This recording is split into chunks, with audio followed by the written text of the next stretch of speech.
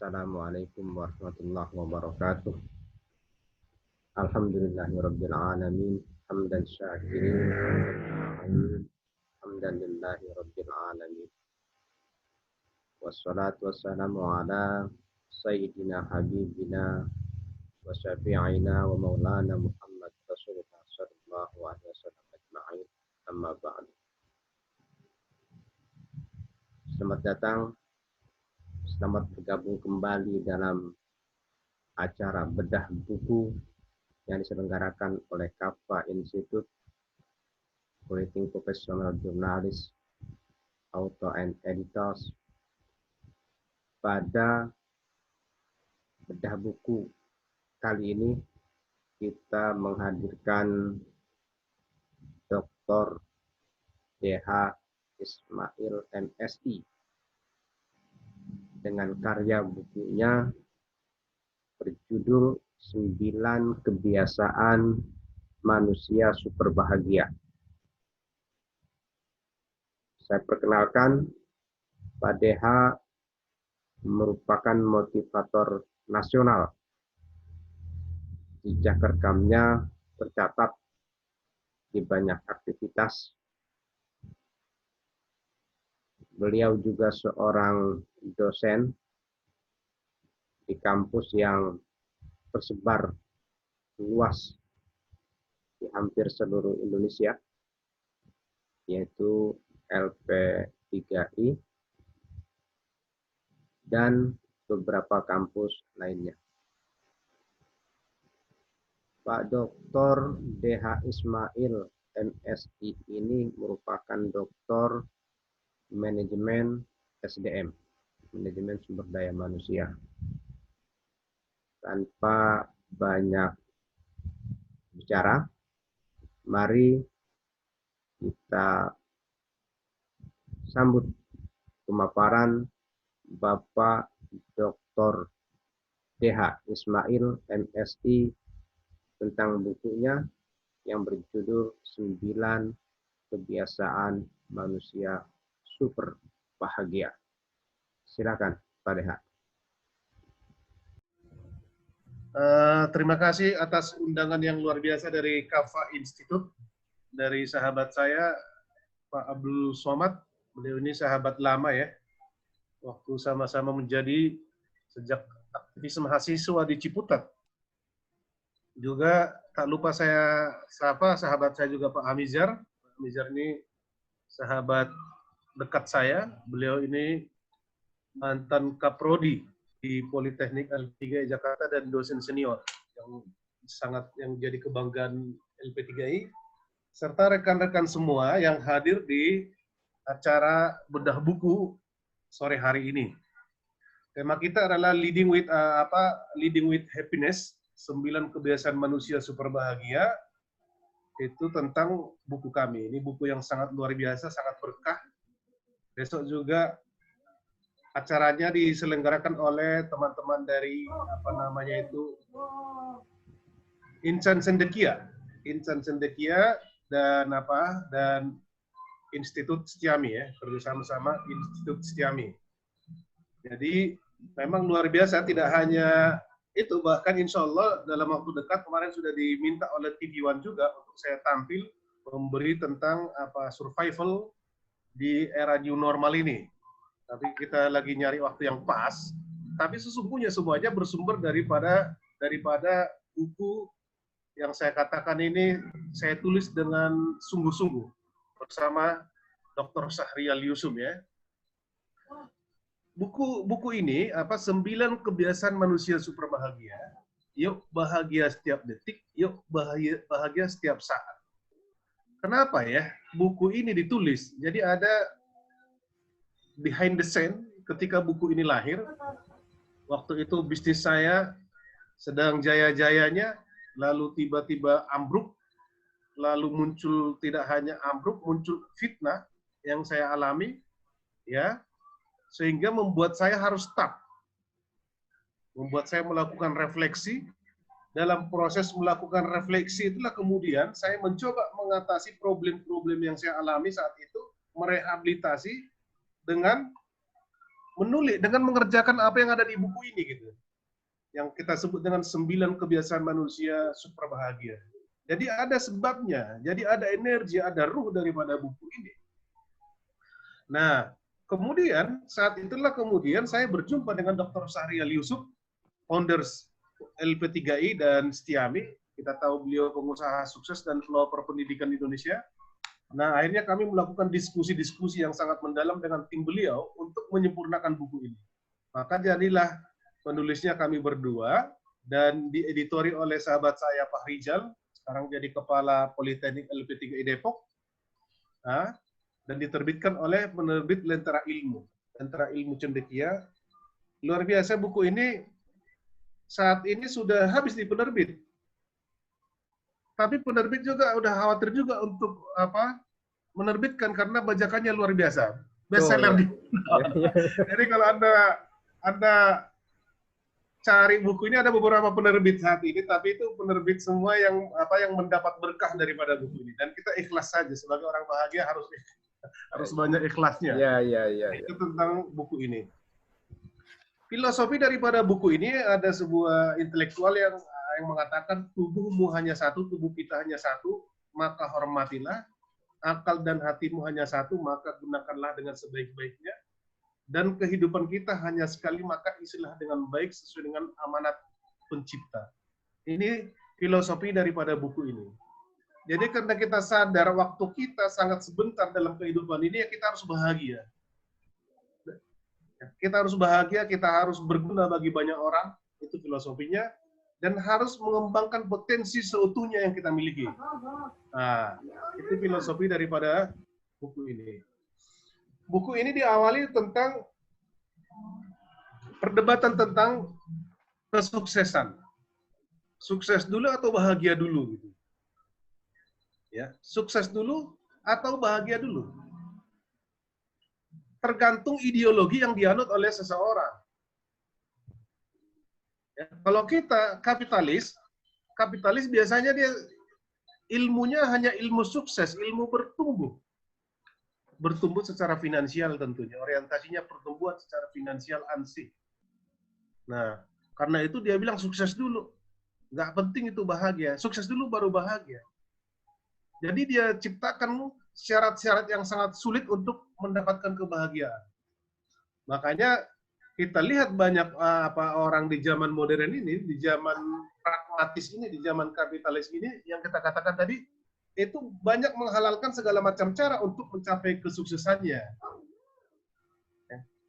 Bahkan dengan mengorbankan kebahagiaan itu sendiri.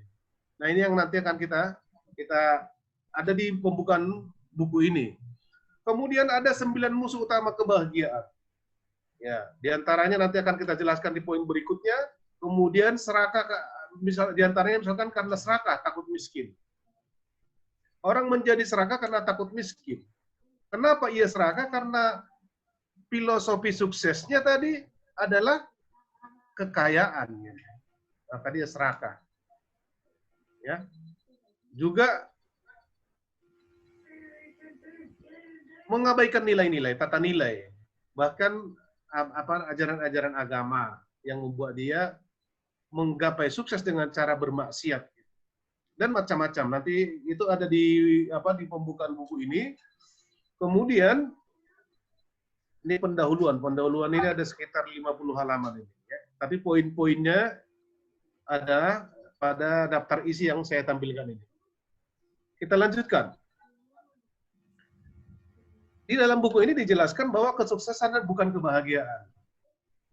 Tetapi menemukan kebahagiaan adalah kesuksesan. Ini kata seorang cendekiawan namanya Timothy. Ya. Saya juga mengutip di situ tentang kisah seorang bilioner berusia 38 tahun. Bilioner usia 38 tahun. Masih muda, tampan, kaya raya, dia mengeluh kepada Profesor Huangzhou. Ya, seorang Profesor Huangzhou dia katakan, wahai sang profesor, dia bilang, kita lihat, bayangkan bilioner, seorang bilioner mengeluh, mengatakan kepada Profesor Huang, mengapa Tuhan memperlakukan saya tidak adil, dia. Mengapa orang lain tidak sakit seperti saya, kenapa saya usia 38 tahun sudah mengalami penyakit terkutuk. namanya penyakitnya itu myocardial neurosis. Itu penyakit terkutuk. Kenapa saya kok sial? Itu katanya. Bayangkan bilioner itu, Pak. Bilioner mengeluh karena dia ternyata mengidap satu penyakit. Nah, dijawab oleh Profesor Hang Zhuo, itu saya tulis dalam pembukaan, itu karena Anda melanggar fondasi 4 kesehatan. Yang pertama, Anda makan, pola makan Anda berlebihan, tidak sepantasnya, kata beliau. Yang kedua, karena Anda orang kaya, Anda bahkan tidak sempat olahraga, kata dia. Kemana-mana naik lift, naik mobil, ya, dijemput oleh anak buahnya. Kemudian karena Anda seorang pebisnis yang mengalami banyak tekanan hidup, Anda merokok, Anda mengkonsumsi alkohol, itu membuat Anda tidak sehat. Dan yang keempat, dia bilang, mental batin Anda tidak seimbang. Ya, ketika berbisnis Anda menang, adrenalin Anda naik drastis. Ketika Anda ada permasalahan dalam bisnis juga demikian. Itu yang membuat Anda kemudian akumulasi daripada pelanggaran-pelanggaran. Itulah yang membuat Anda mengidap penyakit yang tersebut itu tadi. Nah, itulah harga yang harus dibayar oleh sang bilioner untuk meraih kesuksesan pada 38 tahun. 38 tahun dia menjadi bilioner, tapi ia harus mengorbankan kesehatannya, mengorbankan kebahagiaannya, bahkan mengorbankan usianya. Nah, maka muncul pertanyaan, apakah itu setara gitu? Apakah kesuksesan itu setara? Inilah dilema kesuksesan. Kita banyak menemukan ini di masyarakat. Banyak menemukan di masyarakat. Saya ke Palembang ketemu ada satu keluarga itu korban semuanya. Satu korban tidak bahagia. Keluarga itu retak, kemudian bahkan seluruhnya akhirnya masuk rumah sakit dan masuk penjara karena menjalani pola hidup yang tidak seimbang itu tadi. Dikatakan oleh filosof Iqbal ini sangat terkenal sekali, seorang penyair, ya, dikatakan dunia barat boleh gagah berani karena berkat kecerdasan akalnya mampu ke bulan dan ke Mars, dia bilang, tapi mereka gagal menaklukkan nafsunya. Jadi misteri manusia yang memang sangat unik sekali ya. Jadi ada kontradiksi yang dialami. Ian Marshall juga mengatakan setiap 10 pengusaha sukses yang ditemui, 4 mengeluh tidak bahagia. Bahkan Dalai Lama yang disebut seorang pakar kebahagiaan dunia, dia mengatakan kini ada masyarakat secara materi sangat maju, tetapi di antara mereka banyak sangat tidak bahagia. Ini saya buat di pendahuluan buku ini. Maka pertanyaannya, bahagia dulu atau sukses dulu? Ya. Kita lanjutkan. Tadi saya gambarkan sedikit tentang penyebab tidak bahagia. Ya, dari beberapa referensi yang saya baca, itu orang menjadi tidak bahagia salah satu karena takut miskin. Ya, takut miskin. Ketakutan terhadap kemiskinan membuat dia risau, dia galau. Gitu. Yang kedua, ada juga orang yang pintar takut dikritik. Pejabat takut dikritik. Ketakutan terhadap dikritik membuat ia tidak bahagia. Yang ketiga, ada takut sakit. Sakit berlebihan. Padahal sakit sebuah proses alamiah, bisa juga proses untuk bertumbuh. Takut sakit berlebihan membuat orang itu tidak bahagia, takut kehilangan cinta. Terutama orang usia di atas 50 tahun ke atas, merasa tidak dicintai pasangannya, Osborne syndrome, merasa tidak dihormati anak buahnya, dia takut. Takut menjadi tua. Seolah-olah tua indikator kematian, enggak juga, padahal banyak juga yang muda yang mati duluan. Nah, takut menjadi tua kemudian membuat dia tidak bahagia. Takut mati. Mati sebuah kepastian, sebuah takdir, setiap orang pasti meninggal. Tapi ketakutan yang berlebihan membuat pada tingkat tertentu ketakutan itu ada wajar. Tapi kalau alat ukurnya misalkan 1 sampai 10, ketakutannya menjadi 9, itu sangat berbahaya sekali. Ya, yang tengah-tengah saja. Tengah-tengah saja, yang wajar-wajar saja. Nah, itu yang membuat kita bahagia. Ini beberapa di antara penyebab ketidakbahagiaan. Jadi penyebabnya bisa fisik, bisa psikis, bisa hati ya. Kemudian apa sih arti bahagia? Nah, ini yang menarik nih. Ini yang menarik. Kalau kita biasanya kalau saya ngisi training atau di mana ini yang lama. Apa pengertian bahagia? Kita harus sepakat dulu.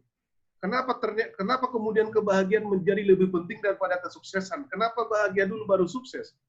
Terletak pada pengertian ini dulu. Nah, diskusi kita agak lama di sini. Jadi yang pertama, saya kutip Profesor Dr. Umar itu mengatakan, ya, kebahagiaan yang sejati itu bisa membuat orang kuat menjalani kepahitan. Sama seperti kita puasa ya, puasa itu kan berat ya. Tapi kita happy, kita bahagia. Kenapa? Karena kita tahu makna di balik puasa itu. Kerja itu berat, tapi kita bahagia. Kenapa? Karena kita tahu makna di balik bekerja itu.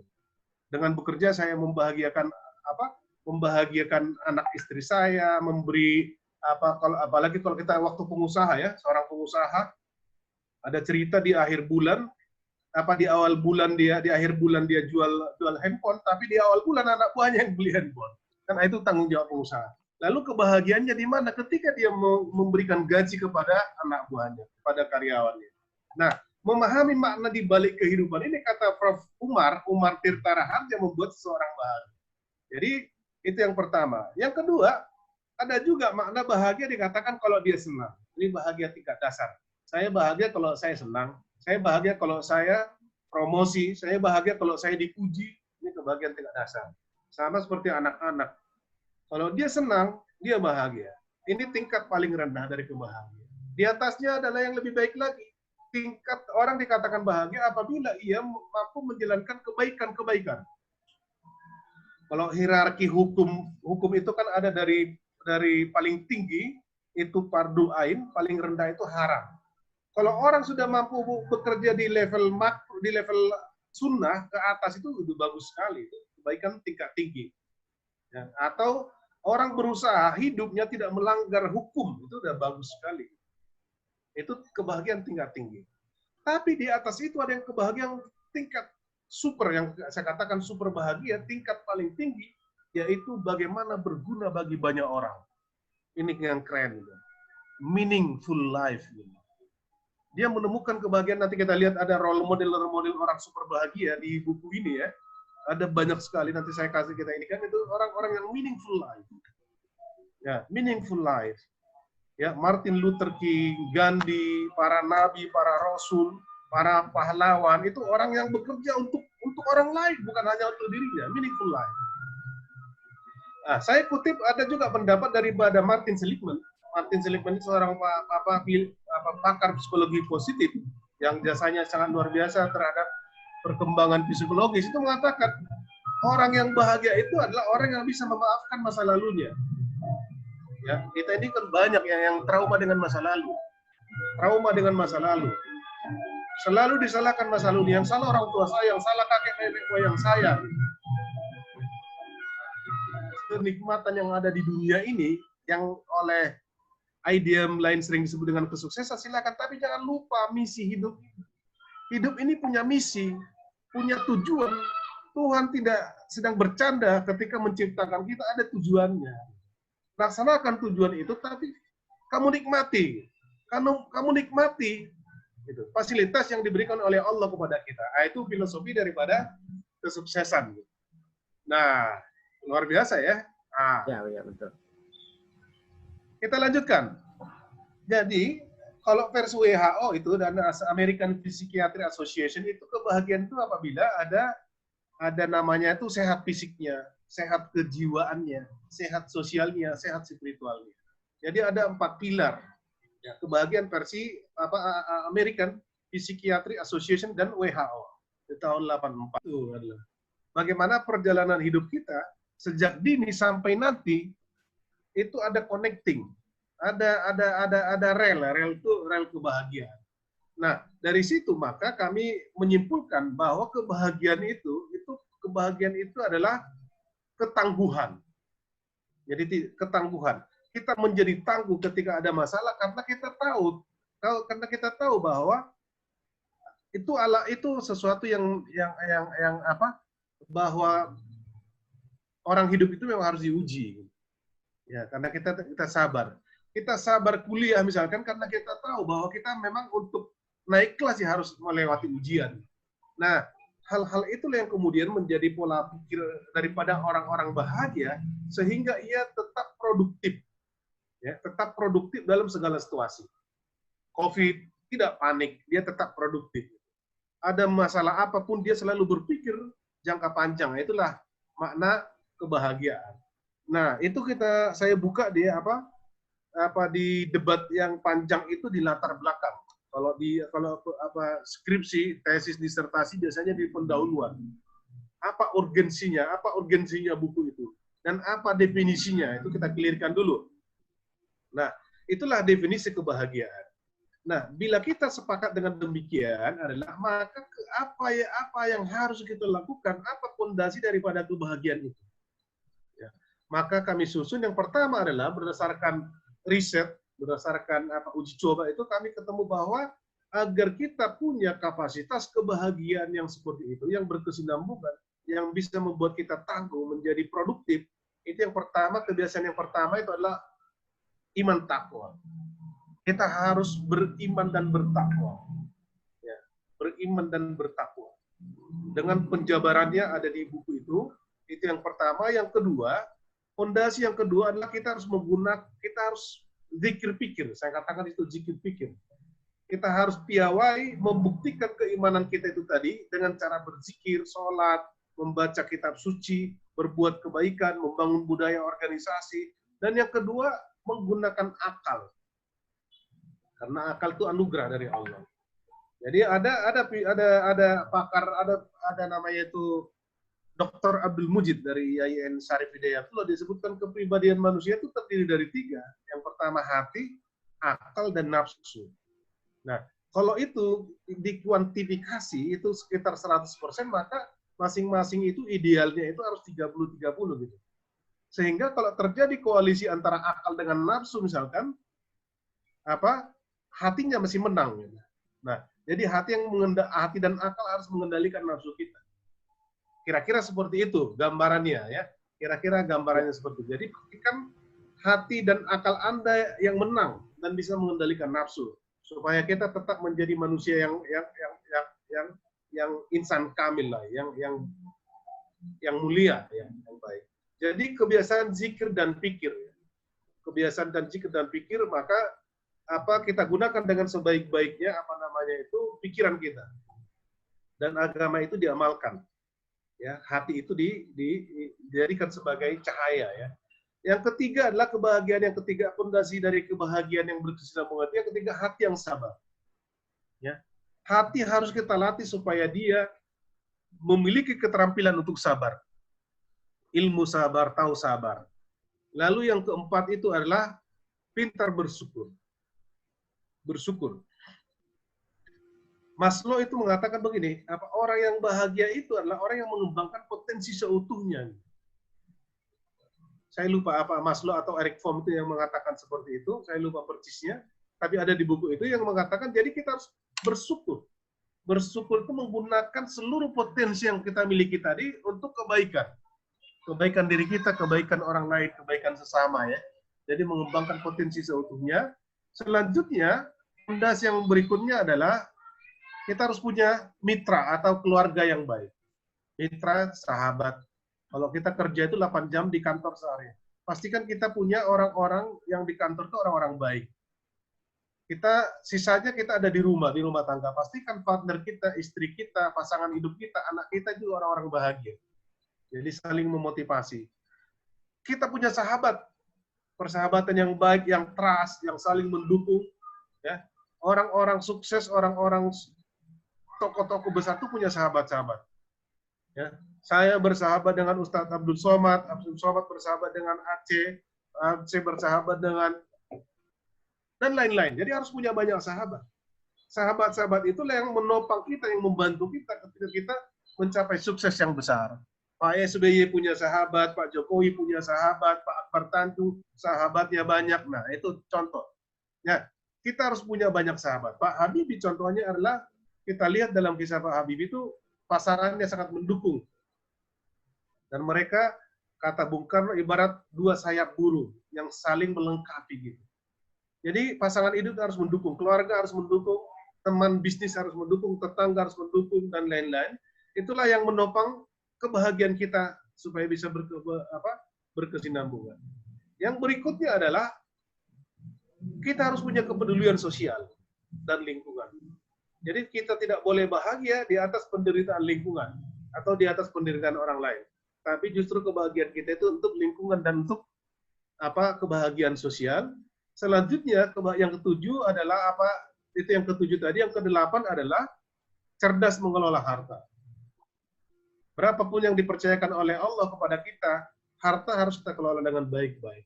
Supaya kita tidak karena kita punya membutuhkan harta untuk membiayai kebutuhan kita sehari-hari.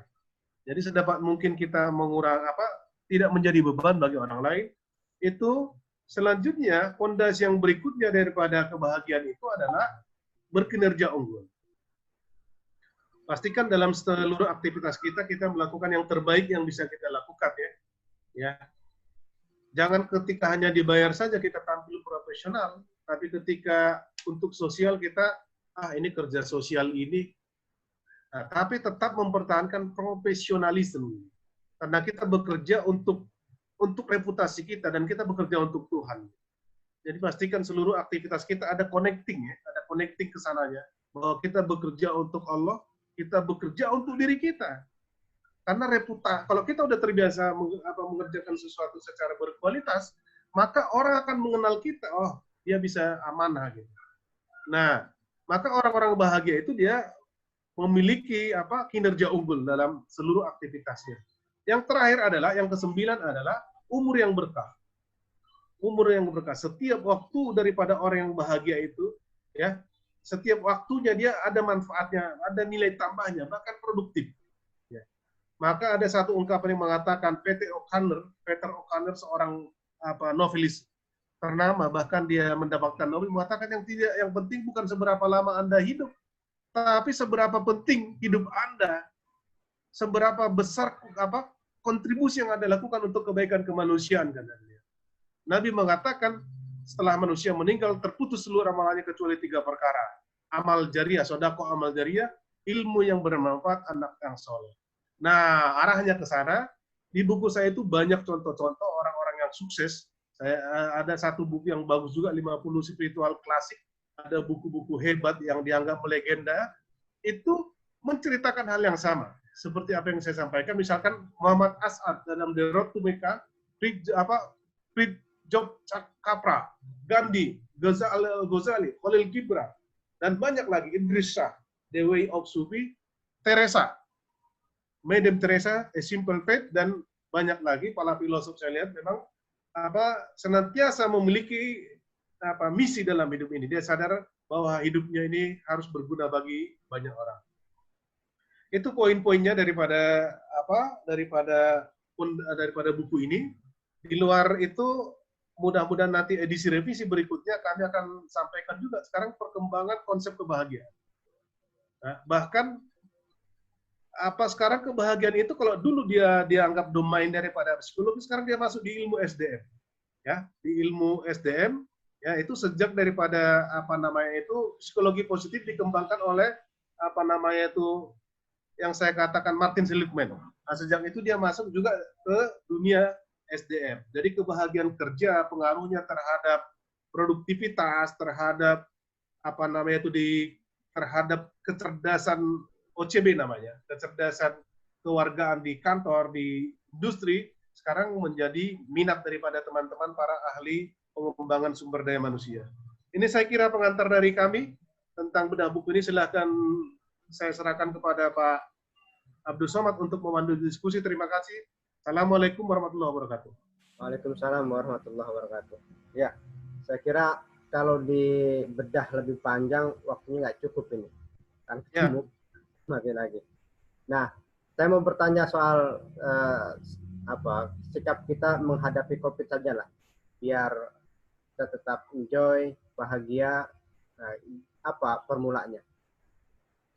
Ya, jadi formulanya yaitu yang saya katakan tadi 9 fondasi ya, 9 pilar daripada kebahagiaan itu tidak terpisah. Oke. Itu tidak terpisahkan. Jadi ke-9-9-nya ya, misalkan kita menyadari bahwa tadi dikatakan gunakan akal.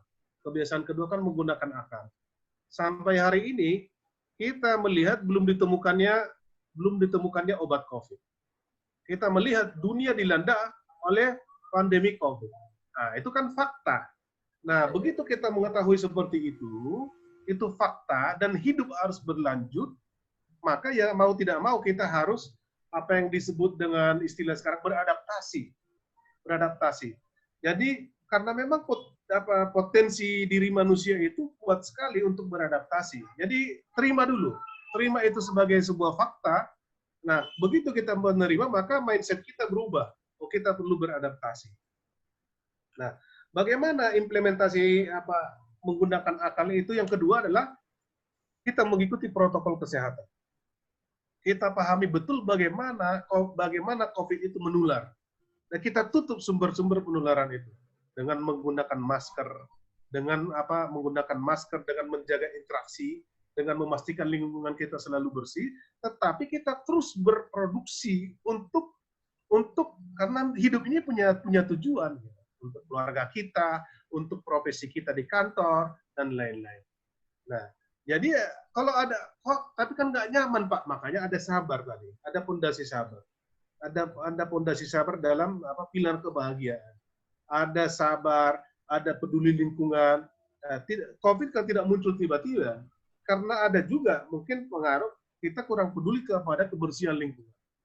Nah, pastikan kita peduli lingkungan, kita ajak teman-teman keluarga kita, teman kantor kita untuk membersihkan lingkungan, sehingga di lokalisasi peluang untuk virus itu menular. Jangan sampai menular ke lingkungan kita. Ya, itu saya kira, Pak. Ya. Pak Hamizar mau komentar? Ya, terima kasih Pak.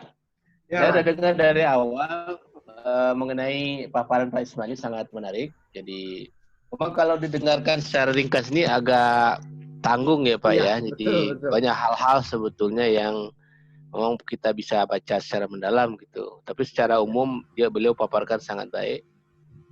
Nah, oleh karena itu kalau tim Kafa ini ada buku yang barangkali nanti bisa saya baca gitu ya. Saya sangat berterima kasih sekali supaya apa yang dipaparkan oleh Pak Ismail ini bisa saya pahami secara mendalam dengan membaca berulang-ulang kali apa yang beliau tulis ini.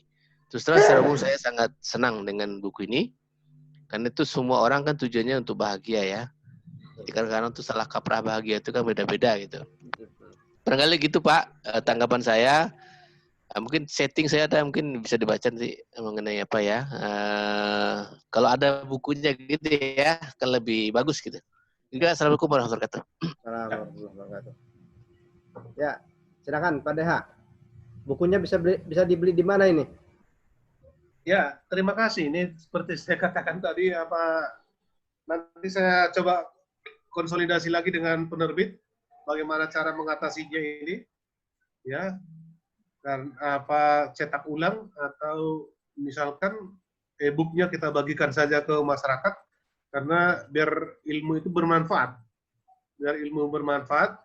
atau nanti materinya saya share ke ke peserta itu barangkali Pak.